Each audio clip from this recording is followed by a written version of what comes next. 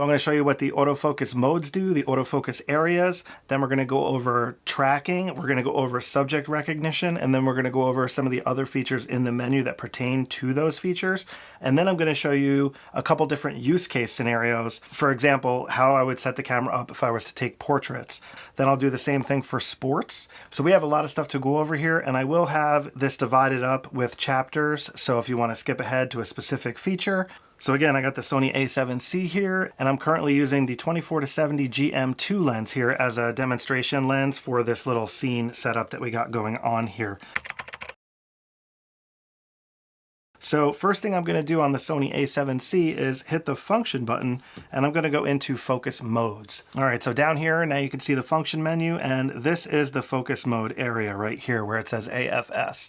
So these are the different focus modes. We have single shot AF, that's what AFS is. Then we have automatic AF, which switches between AFS, which is single shot, and AFC, which is continuous autofocus.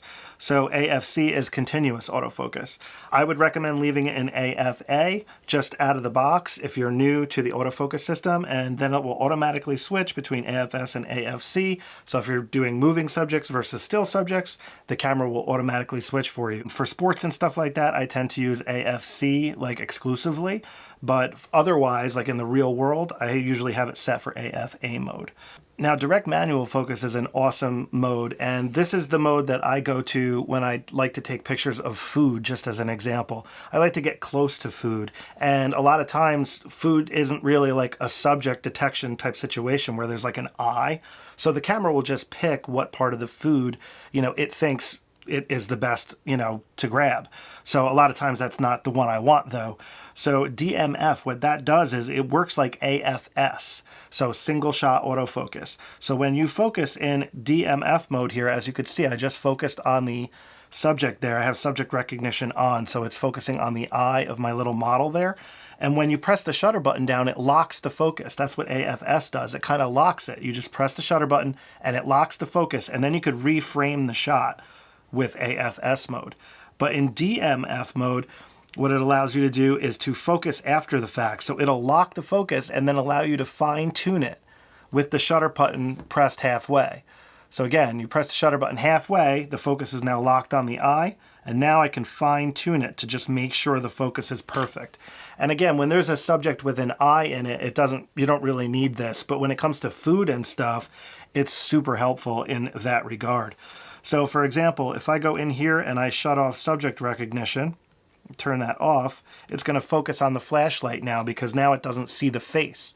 So because subject recognition is off, it's going to by default focus to what's closest to the camera. And in this case, it's picking the flashlight. So I could lock onto the flashlight and then I could fine tune it, as you could see here in DMF mode. And you could move around as well. So I can get those letters right there, like perfect, like right there, and then take the shot. So that's what DMF mode does. Now, again, let me go back, and I just want to put it back in AFS mode to show you how it locks on there. So now, because subject detection is off, it's locking on the flashlight. So now the focus is locked. I can now reframe my shot, and you can see how the focus stays there. It's not moving. You see that? That's what AFS does. So it locks on for that single shot. And what it's cool for is reframing. So I like using that to lock the focus, and then I'll reframe the shot for compositional purposes. So rule of thirds and things like that. A lot of times the camera might pick the wrong thing, so I'll focus on it, get it locked, and then I'll reframe the shot, sort of thing. Now that's, again, AFS. So if we go into AFC mode, that is going to continuously autofocus. So now you can see those little dots come up as opposed to the larger box. So that's constantly autofocusing. So now if I reframe, the camera is literally just constantly autofocusing. Now it's picking the face there. Now it's picking the flashlight. So you can see how it moves around. So if I put this back on subject tracking, like so, now it's locked on that subject on the eye. So now if I reframe the shot, it will maintain that subject because I have subject detection on. So the flashlight's not going to be a problem due to the subject detection being enabled. So that's basically how the different autofocus modes work. So again, you got AFS, AFA, which is what I recommend using most of the time. Then you have AFC, great for dedicated sports or moving subjects, anything that's moving. I tend to use AFS for still subjects, so you could think of S as still subjects. It's actually for single shot, but just think of it as stills. That's just how I like to use it. You don't have to use it that way. Now, you also have full-fledged manual focus, and manual focus is awesome when you're using manual focus lenses or if you just want full-fledged control, because sometimes you might be filming yourself or filming just subjects out there in the wild, and manual focus is a good way to go. So this way, if you are recording video, just as an example, the camera won't occasionally grab a subject and switch the focus. If you have it hard set to manual, it's just going to stay where you have it. So if you're doing talking head stuff, you could use manual focus for that. Cinema lenses and things like that are pretty much all manual focus. So it's just a tool, another way to use the camera. And when you're in manual focus mode, by default, it'll zoom in for you with these modern lenses, so you can actually fine-tune the focus. Now, some lenses that don't have electronics won't automatically zoom in when you use the focus ring. So what you can do is you could program a button to magnify zoom, and that's what I have the C1 button programmed to. So if I press the C1 button, it goes to the magnify zoom tool, and now I can just click the center button on the back of the camera and it'll zoom in for me, and now I can fine-tune. And that works great with lenses that don't have electronics, like full-fledged manual lenses with no electronics. The camera doesn't know you have a lens attached in those circumstances. So this is why I have the custom C1 button programmed to magnify zoom on this particular camera. All right, guys, so those are the 5 different focus modes that are offered on the Sony cameras these days. And again, that's how they work. And now we're going to go over focus area. So if we go back into the function menu and we go down one, we have focus area, as you can see there. So now on the left-hand side, just like in the other mode, we have all the different focus areas. How I like to think about focus area is basically how you limit the focus on the camera to different areas. So you can make small areas, large areas. You could move the areas around the screen. And what that does is it helps the camera figure out what you want to focus on. Because sometimes if you have subject detection on, for example, there might be a lot of different people in the scene. It's like, how's the camera going to know which person to pick? Well, you could limit the autofocus area and just put that over the person that you want, just as an example. So that's pretty much what focus area does. Now you have all these different options though. You have zone focus, which will give you this option here. You could see the zone and you could move the zone around. So this is very powerful just to limit the autofocus area to a specific zone. So in the studio here, this is how I have the autofocus set up for my Sony a7 IV. I have it on zone focus and I have it on the top like section here, just like this. So you can see where my face is. My face is like right in that zone focus area. So if I move around, it's not going to lose me, but it's going to ignore the stuff over here and the stuff down here. It won't focus on that because it's limited by the zone area. So that's what zone area does. And you could lock it in by hitting the center button on the back of the camera by default. If you press it, you could then move it around. But once you hit the center button, it locks and now it won't move around, and then the buttons on the pad will actually do their function because the pad on the back actually has buttons on it. So you just keep that in mind that when you're in the zone, you need to enable it and disable it like this in order to bring back the functions on this little circle dial pad on the back. So back in here to the focus areas, now we have center fixed. So center fixed is just a small spot in the center and you can't move it around, it's fixed. So there's no using the pad to move it around or anything like that, it just stays in the center, and that's just a great option if you just want to limit the focus to that small little area in the center of the screen or sensor. Now this is very similar to what we just used, except you could move it around and it has different sizes. So this is spot focus large, medium, and small. So let me show you what large looks like. You can see how large looks just like that center fixed one, but you have the option to move it around. And again, once you get it where you want, like let's just say I want it over here on this subject, you have to hit the center button to lock it in, and now it won't move anymore. Now I have the options that these buttons on the pad are good for, so I'm just going through the different display modes. And now if I focus, it's going to focus on that face because it's limited to that area. Now if I go back in there, you can make it small or medium. Now look how small is. That's a tiny little focus area. So now I'm limiting the focus to that little tiny spot. And that's just incredibly powerful if you need to really dial in what the camera is focusing on. So it's going to ignore all the rest of the sensor and just prioritize that little tiny square. Now we have expand spot. So expand spot looks very similar, but you could see it actually will grow. So for example, if I have it here right below the eye, you could see how it's expanding and the eye is still lighting up, because it's expandable, so the spot will actually grow a little bit. This is a great option for when shooting sports and stuff like that, or moving subjects, because of the expansion aspect of it. So if you're trying to track something and you lose it a little bit, it'll like expand out and like keep them in there, sort of thing. All right, so now I'm gonna put this on AFC mode for a second, because I wanna show you the tracking here. If we go down, so tracking is like the ultimate power when it comes to tracking moving subjects. The camera literally just locks on, it'll find the eye, it'll find the subject, whatever subject detection you have it on. If it's a human, it'll see the body of the human, it'll automatically know to look for the head and the eyes. And that's how tracking works. So you just kind of have to hit the person like in center mass area, and it'll automatically go to the eye and the head. So under tracking, you have all these different options. So you have wide area tracking, zone focus, and so forth. So like I said, I like to use the expandable spot for the most part when it comes to tracking. So now when you press the shutter button down, it is tracking, and you can see the icon over here is changing to let you know like what's going on. And it's just going to track that subject. So if the subject moves, it is going to track it, as you can see here. And there we go. So now it's tracking Jace, as you can see. Come on back, buddy, come on. Keep coming. So now you can see it's tracking him on the way back. So it tracked his back the whole way out, and now it's just tracking his whole body coming towards me, which is really cool.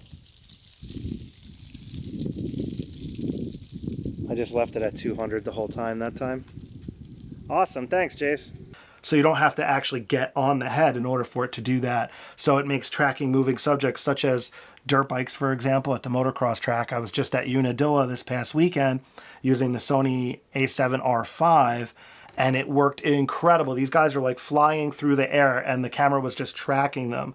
And it was just awesome to just see it in practice, in the real world. And it works for both photo and video, by the way. So now if we go over here to subject detection, these are all the subject detection modes. And again, depending on what camera you're using, how old it is and stuff like that, you might have more or less subject detection options. So for example, here we have auto subject detect. So it'll go and it'll automatically detect between birds, animals, and humans. So that's a pretty cool option. Or you can hard set it to just humans, or you can have animals and birds. So I highly recommend using these tools if you're actually shooting stuff like this, because the camera will just prioritize those subjects much better. And of course you have insects, then you have cars and trains, and you have airplanes. So that's how subject detection works. And then you can turn subject detection off right here, AF on. You can turn it off. So like I said, right now it is going to prioritize that subject. So if I put this back into, let me just put it back into wide area. And just by default, it is going to prioritize that face, because I have recognition target set to humans and animals and birds. So I'll just put it on human, and it is going to prioritize that face. So it's always going to pick the face. Now watch what happens when I turn that off. It immediately focuses on what's closer to the camera, which is the flashlight.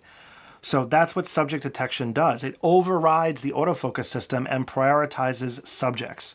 So if you're trying to hold something up in front of the camera, like whatever it is, if you don't want it to focus on your face and you want it to focus on what's in your hands, you have to turn the subject detection off.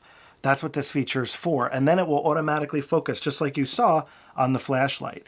Now watch, I'll turn subject detection back on, and it immediately goes right back to the eye on the human.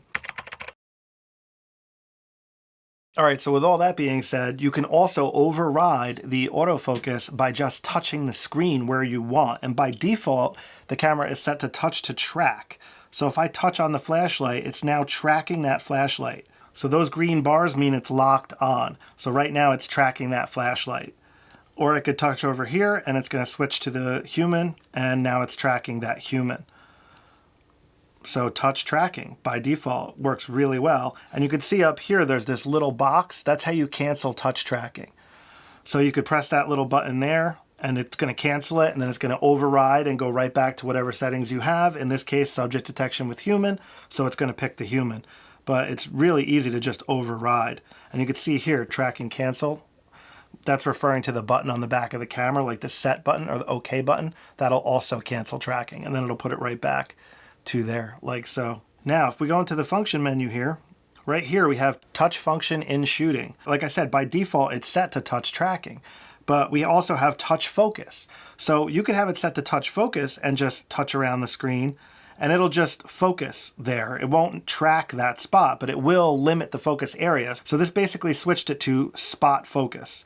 So now it's just spot focusing on that area, but not tracking. And you can see how good it works. It's just limiting the focus to that little box. It still sees the subject. You can see the eye there, but it's not focusing on that because it is limited to that little box. So you could also manipulate the touch for that purpose. So, and you can change this to auto exposure. So you can actually have auto exposure off, which is pretty cool. So it can also prioritize auto exposure. So if I touch on the face, it's now auto exposing for that spot, and it's overriding the metering mode. So this is a very advanced feature when you have it set for auto exposure as well, but it's just worth pointing out because just depending on what you're doing, you might want the camera to auto expose for that little area that you're touching. Like if it's a bright light bulb or frothy water or just something like that's really bright. So you can enable that feature here. Now, not all the cameras have this, but this camera does. So now if you scroll down, you also have this option for touch shutter. So what touch shutter is basically when you touch, it will focus and then take the photo for you in photo mode.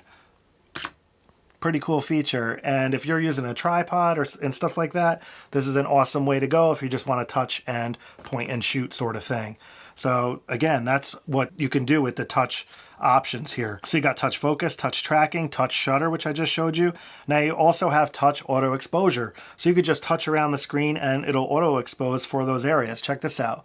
There's the face. Now I'll focus on the background. Now it's auto exposing for my background, right? Which is very dark. So it's going to bring that up.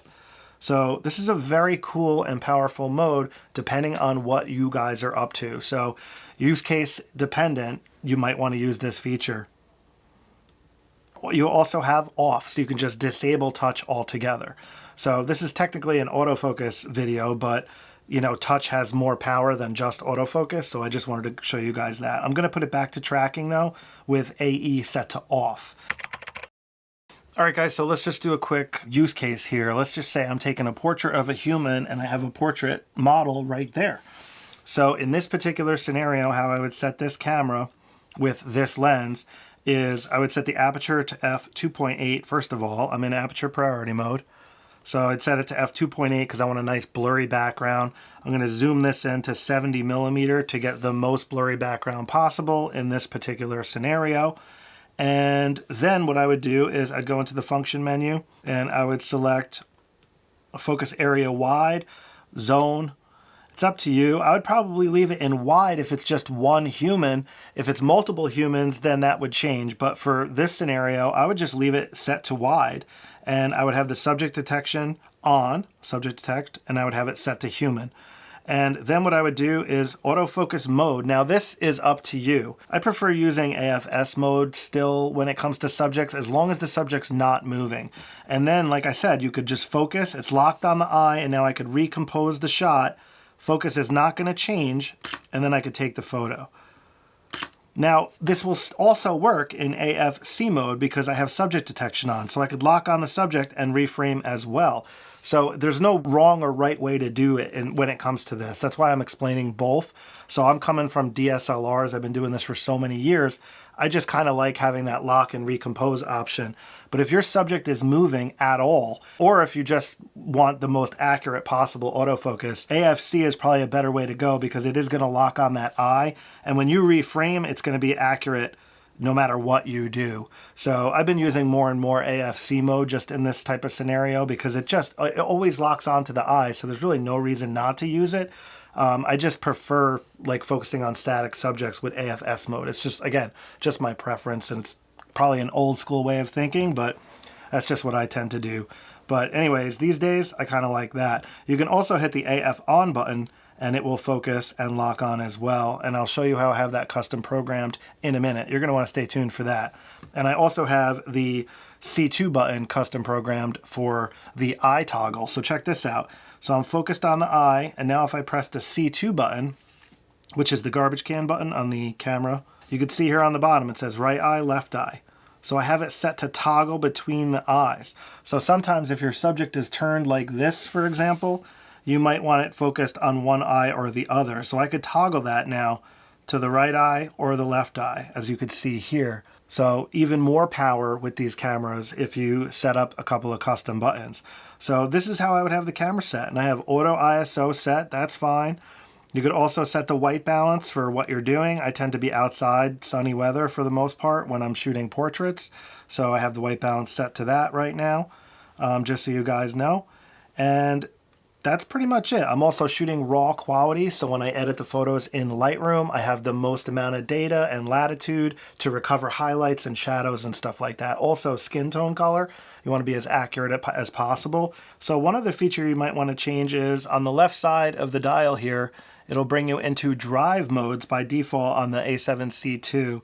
Now, you can set this to continuous shooting. And that's very helpful when it comes to taking portraits because people's eyes are always blinking and stuff like that. So if you hold the shutter button down, it'll take consecutive shots and you're much more likely to get like a better one. So you take 5, one of them is going to be the best out of the 5 sort of thing.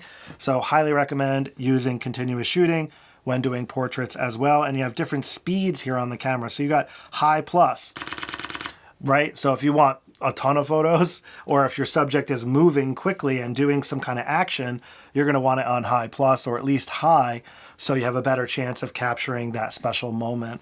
And another option is the self timer option. So if you're doing a self portrait, a portrait of yourself or your family, for example, and you have to run around and try to get in there as well, you could set the self timer to like 10 seconds. And then you have 10 seconds. So I just started, the countdown is going, and you can see the light blinking here, the self timer, and that'll give you time to get into the photo. Now the focus is locked, just so you know. So once that starts, the focus is locked. So you're going to need a subject there in place when using the self timer. So if it's just you in the frame, you're going to have to put something there for the camera to focus on and lock, and then you're going to have to stand in that exact spot, unless you're close enough to the camera where you can actually do it. But if you're like running around, you know, you are going to have something there to focus on, just so you guys are aware. So that's how I would set the camera up for portraits and stuff. Now, if you're doing multiple people, this is another question I get a lot.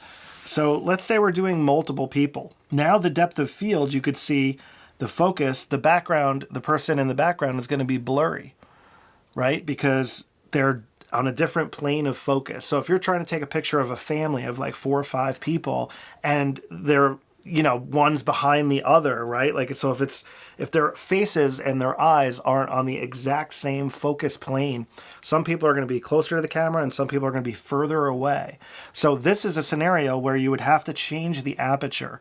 So you're going to have to increase the depth of field pretty much to make sure everybody's eyes are nice and sharp. So one thing you can do is you can just lock down that aperture to like f8 or something like that. Now that'll make it much better. So in this scenario, because I'm so close to the subject and I'm at 70 millimeter, so it's exaggerating the effect. So the person in the background is still blurry even at f8. But in the real world, if you were like 10 feet away, like this would be more than enough and everybody's eyes would be sharp. But in the studio here, I could try to simulate it by zooming out a little bit, something like this. So at f8 at this focal range, right, like say 40 millimeter or so, you could see both subjects look sharp for the most part. I might even have to go a little further, like f10, you know, just to try to get the subjects as sharp as possible. But when you're doing multiple people, it depends how many people it is and how thick like the group of people are and how far away you are and what focal length you're at. So again, the depth of field is what we're messing with here, because you want all their eyes to be sharp. So you have to get that depth of field correct. And stopping down the aperture is the easy way to do it. Also, you can change the focal length to less zoom. You know, this is exaggerated in this lab scene here, but it's perfect for trying to illustrate this concept, because that's what you need to do when you're taking like family portraits. You're going to want to stop down to like f4, maybe f5, 6, possibly f8, just depending on how thick that group is. And as long as the background is far enough, you're still going to get a nice blurry background. So just keep that in mind. All right, so now we're just going to do a use case situation as if I'm taking sports photos. So again, I was just at the motocross track. I was using a different camera, but I'm just going to keep this tutorial on the A7C II. I was using the A7R5 for the actual motocross shots, a higher resolution camera, bigger body with a bit bigger grip. I was using the Sony 70 to 200 millimeter GM lens for that. Let me show you how I had the camera set, because this camera's pretty much got the same amount of power, it's just a different camera body. So for sports, I would recommend putting it in shutter priority mode, and then you can dial the shutter in to what you need. Now, I had the shutter set to 1/2000th of a second because it was pretty bright out in the sun, and I wanted to try to freeze the action because those motorcycles were going quite fast. So I opted for that. For the drive mode, I had it set to high, right here, like so, because I didn't want to take too many shots because it ends up filling up the memory card so fast. If you have it on high plus, you could fill up a memory card very quickly. So I put it on high just to limit it a little bit. Now, I did miss a couple of shots because of that. You know, what are you going to do? I still got like 5, 6, 7 shots of them in the air, you know, but I would have had like 15 or whatever if I had it on high plus, you know, of each rider sort of thing. So that's just depending on what you guys are doing. If I was recording like somebody doing stunts or something like that, and we needed that perfect shot of them upside down, just as an example, I would definitely have it on high plus. But if I'm just casually shooting at a motocross race, high is a good way to go, in my opinion. So that's how I had it set. Now, if I go in here and I go to focus mode, I had it on AFC mode. So focus area, I had it on right here, tracking expandable spot. That's what I had it on. All right, so again, I pretty much had my focus area in the center like this. And I was just pointing it at subjects, and then it was tracking them automatically because I was using focus tracking with this option here, tracking expand spot. And that seemed like the best mode. I was able to keep that box on the subjects, and you could see how it automatically goes to the eye, even if I'm focusing on the body. And by the way, the reason why my aperture is blinking here is because I'm at such a fast shutter speed in such a low light situation, so I'm out of ISO. It's at ISO 32,000 here in auto, because that's as high as I have the auto ISO. It's maxed out at 32,000. So if I lower the shutter speed a little bit, that'll stop blinking. You can see there. But just so you guys know, that's why that was blinking. So outside in bright conditions, this was not an issue. But in here in my studio, it's too dark, you know, sort of thing. So just wanted to make you guys aware of that. So at that point, guys, all I really had to do was point and shoot. Just had to point and shoot. And as the riders were going past, it was just pretty much that simple. And obviously with practice, it gets easier and stuff, but that's how I had the camera set for shooting sports. And I got so many shots. The hit rate was really good. I'd say it was 90% at least. Some shots were just a little bit soft probably because my shutter speed wasn't fast enough. Some of these guys were going so fast in certain scenarios where they were coming towards me that I probably needed a faster shutter speed, you know, 1/4000th of a second, for example. But I had it, this is how I had it set. So, and then of course, user error, you know, that when there's multiple riders right next to one another, the camera might pick one or the other, just depending when they're overlapping and stuff.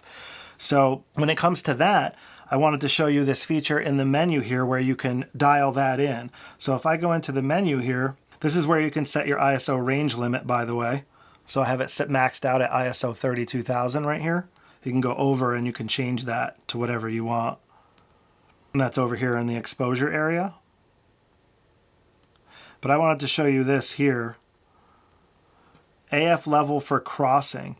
So if you click this, you have locked on and responsive. So when you're tracking a moving subject and you have it on locked on, like this, for example, once it grabs that subject, it's going to stay on them and be less likely to switch to another subject, like when they're overlapping. It'll try to stay on that original subject when you have it on locked on. So I had it set to standard when I was at the motocross track, but in hindsight, I probably should have had it on locked on. So next time I go, I'll try that and see if it makes much of a difference. But that's what this feature is for, like when subjects are crossing one another. It'll like give it a second for your subject to show up again, and it'll stay locked on them, sort of thing. And then you also have the emphasis here. So balanced emphasis when in AFC mode, so you could have it set to release or autofocus if you want. You may notice a difference in results when it comes to this stuff when shooting high-speed subjects. So I just want to make you aware that that is an option in the menu as well. You can also change the aperture drive, so focus priority or silent priority. So focus priority would be where you want it when you're doing hardcore sports and you don't care about the noise. If you want it quiet for, church, wedding, or something like that, you can have it in silent priority. I usually just leave it on standard and I have really good results no matter what I'm doing. So just wanted to make you aware of that feature as well. And then you remember that direct manual focus feature that we talked about? You can have that on all the time right here. So you could just have full-time DMF. So it'll work in all the different AF modes. Very cool feature there. I also wanted to point out.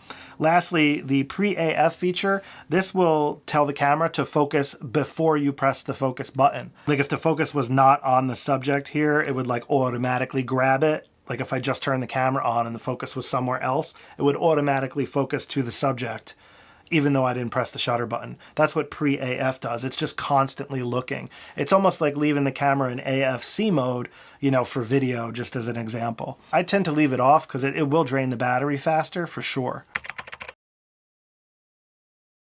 All right, so let's just talk about video quick. Now, these concepts pretty much all apply to video as well. There's really not much different when it comes to video, like the subject detection, all this type of stuff pretty much works the same in video. The difference is in video, you only have two options as far as the autofocus modes go. So let's go into video mode here. And if we go to focus mode, all you have is AFC and MF. That's it. So you got continuous autofocus and manual focus. There's only two options. So, which makes sense because you're recording video. So you could turn subject on and off. So you can see here when I press the shutter button, it's still going to automatically focus on the eye. And if I hit the function button here, I'm in wide area. So you could limit the area with zone, spot, and you also have expandable spot. And notice how there's no tracking option in here. You see how there's no tracking option? I have it on expandable spot, but if I press the AF on button, you see how tracking just turned on? So it is tracking when I hit the AF on button. That's because I have the camera custom configured, and I'm going to show you how to do that. So this is the way to go if you want the most accurate autofocus and you're trying to track moving subjects for both photo and video with the AF on button. So it's like back button focus. It works incredibly well. So let me show you how I have the camera set up for that. But otherwise, for video, you just have AFC, focus areas, subject detect on and off. So you could still just touch your subject here and it will touch to track. As you can see here, touch function in shooting, tracking. So you can enable tracking by doing the AF on button, or you can do touch to track. So both will work. But there's no tracking option in the autofocus area like there is in photo mode. So that's what might throw you off. Oh, and by the way, guys, when you are recording video, if I hit the record button and I touch, it's going to focus on where you touch. And the time it takes to focus from the background to the foreground is your focus transition speed. So you can see how nice and slow that is. So I have that set to a fairly slow speed. So I'm going to show you that as well. So if I go in here, guys, and I go to focus map and I turn that on and I focus, I can now use focus map to find where the focus is. This works really well for manual focus lenses in particular. So you can see right here where it goes clear, that's accurate focus. So you're looking for clear, that means it's going to be sharp. So that's what focus map on does. And it's just a great visual indicator of where focus is for specifically manual focus use cases. And then manual focus, again, you can use it here to focus manually if you want. And remember, I have C1 set to magnify zoom, so while recording video, I can zoom in and dial in that focus. Very, very powerful feature. I'm going to stop recording, got the focus, good to go. All right, perfect.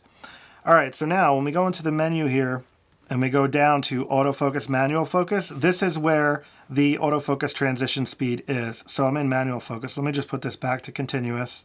So right here, autofocus transition speed. So it's set to 3 right now. You can go to 2, 1, all the way up to 7. So if you're tracking high-speed moving subjects, you're going to want this autofocus transition speed at a higher number. But if you want that nice, slow autofocus transition from the foreground to the background, for example, for a more cinematic look, somewhere right around 3 or 2 is a really good option, just so you guys are aware. I just wanted to point that out. Then you also have autofocus subject shift sensitivity. It's basically how likely it is to switch from one subject to the other, or if it loses autofocus, like how quickly is it going to grab it back. And you might see it like jerk and shift like from one to the other, like quickly back and forth. And that's when you have that set to responsive. When you have it slowed down a little bit, it's less likely to do that. So that's what this feature does. All right, guys, so I just wanted to show you now how I have the camera custom configured for those other buttons that I was talking about earlier. So if we go into the menu here and we go down to Operation Customize, we have right here for photos. So I have both photo and video set up. So if I go to photo here and go over, this is where you can see how I have it configured. So notice how number 1 is set to focus magnify. You can just go over. See, custom button 1, I have it set to focus magnify. If you click the set button in the center here, this is where you can go and select whatever feature you want. So again, I have it set to focus magnify. And then if we go down, we have button 2. So that's the AF on button on the back of the camera. And I have that set to tracking on plus AF on. By default, it was just AF on. So all I have to do is hit that AF on button and it automatically will track. Like you could see how it says tracking cancel because I just enabled tracking by hitting that AF on button. So this works in video.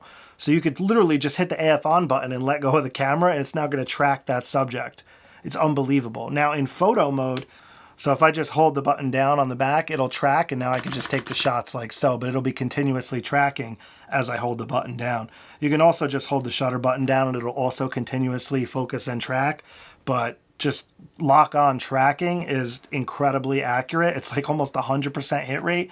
I tested this out with Jace coming towards me on a bicycle and literally 100% of the shots were sharp. And I was using the 200 to 600 millimeter lens. So the depth of field was extremely narrow and he was coming towards me at like 10 miles an hour on a bicycle. Every single shot, 100% hit rate using this method. So incredibly powerful. And that's why I have it configured that way with AF on plus tracking. So it's a great feature. Now, if we go back into the menu here, I just wanted to show you number 3. So this is where I have it set to, and that's the garbage can button here on the bottom. You can see here, custom button 2, I have switch right eye, left eye.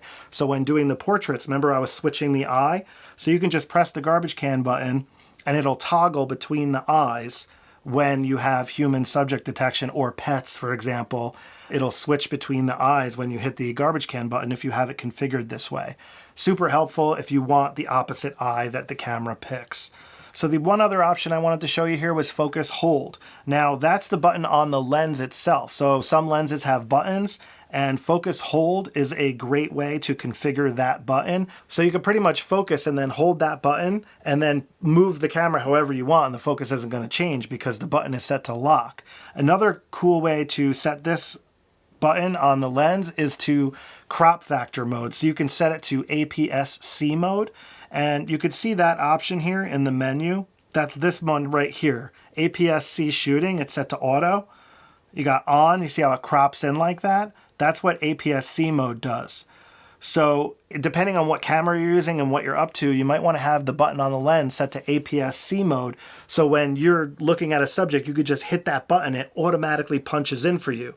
So you could do like a full body portrait and then just crop in and do a regular portrait. Now it is going to crop in, so it's going to be a lower resolution in APS-C mode. But if you're using a super high resolution camera like the Sony A7R5, for example, 60 megapixel, it's not a big deal at all. You know, you're just cropping in, especially if you're just going to crop in and post anyway, it doesn't really matter.